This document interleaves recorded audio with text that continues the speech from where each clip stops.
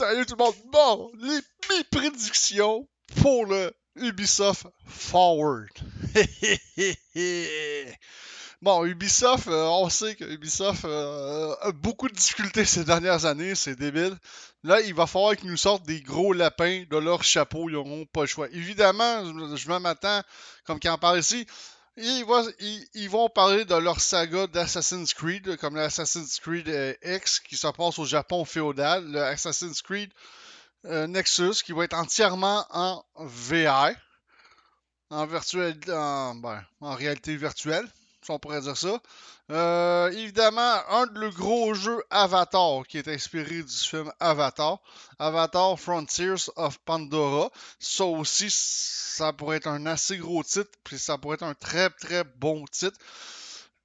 Euh, Évidemment, il est temps qu'on ait un nouveau Prince of Persia qui va être comme à peu près en 2.5D, un platformer comme à l'ancienne.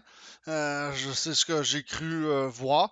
Parce qu'on sait que Ubisoft a promis qu'il allait remasteriser le Prince of Persia Sand of Time, qui est selon moi un des meilleurs Prince of Persia de tous les temps. C'est une question d'opinion. Le remaster a été cancellé. Évidemment, ils vont parler de Rainbow Six mobile. Moi, les jeux sur cellulaire, c'est pas mon fort. Ils vont parler de le free-to-play de Division Heartland sur console. Je suis pas fort non plus sur free-to-play, je dois vous avouer. De Division Resurgence sur mobile aussi. Je suis pas vraiment.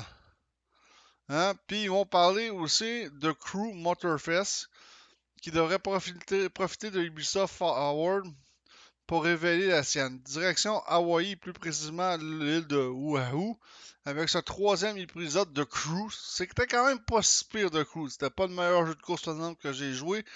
Puis c'était un jeu de course qu'il fallait que tu joues vraiment en ligne. Euh, Par les amateurs de genre d'après, les premières images, on est clairement en face d'un projet qui s'inspire beaucoup des Forza Horizon. Forza Horizon, je m'excuse, j'adore la série Forza Horizon. J'ai le tout dernier, je l'ai même pas encore commencé. À un moment donné, je vais m'y mettre parce que le problème, quand je joue à Forza Horizon, je peux passer la nuit, genre en entière, en entier, la nuit entière à conduire des bagnoles. C'est ça, c'est pour ça que faut y aller avec modération. C'est ce qui risque d'avoir beaucoup au Ubisoft Forward parmi les gros titres qu'on devrait s'attendre.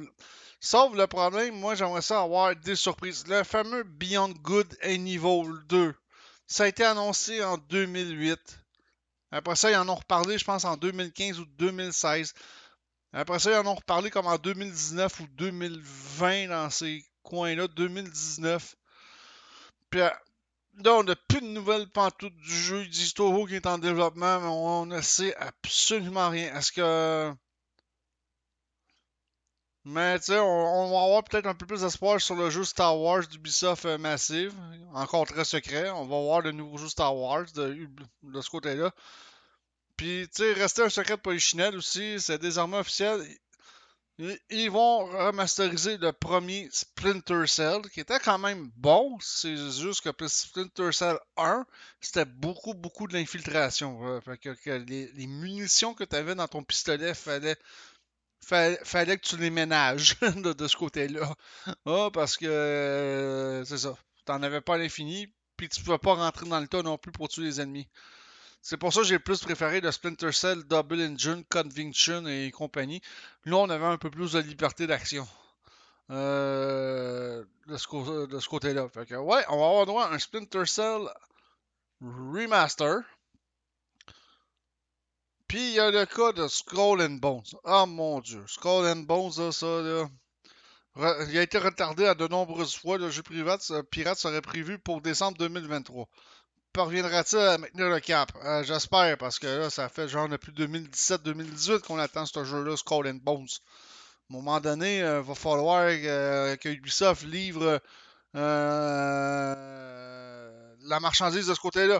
Fait qu'à date, c'est ce qu'on pourrait peut-être. C'est ce qui est pas mal peut-être qui va être annoncé au Ubisoft Forward. On verra. On va peut-être avoir le droit à des surprises. Je m'attends aussi en finissant qu'on va sûrement avoir le droit à des DLC pour les lapins crétins. Mario et les lapins crétins, Spark of Hope. C'est sûr que d'après moi, Ubisoft va nous annoncer peut-être demain les premiers DLC pour ce jeu-là. Fait que on se revoit demain pour le Ubisoft Forward. Là-dessus, je vous dis ciao tout le monde, à la prochaine.